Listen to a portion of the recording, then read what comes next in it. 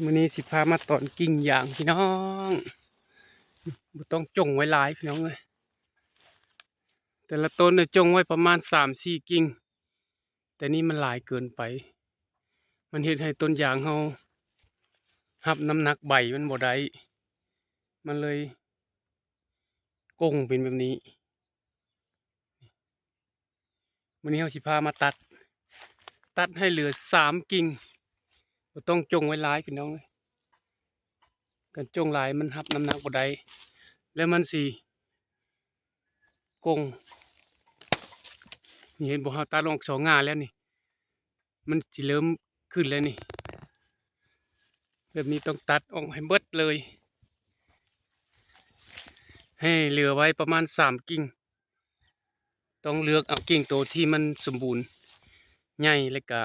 งามพี่น้อง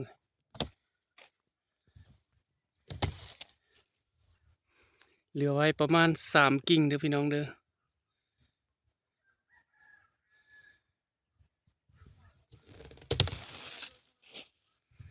3กิ่งหรือ4กิ่งก็ได้อันนี้จะจงไว้3กิ่ง4กิ่งนี่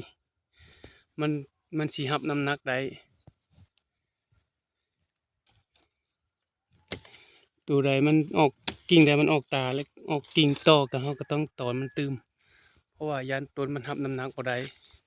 นี่ขึ้นแล้วบัดนี้โอ้กระทานบ่ขึ้นเฮาก็ต้องเอาเชือกมาจ้องให้มันตั้งเที่ยงไว้ซะก่อนสักอาทิตย์เดี๋ยวมันก็สิเที่ยงเองพี่น้องเอ้ย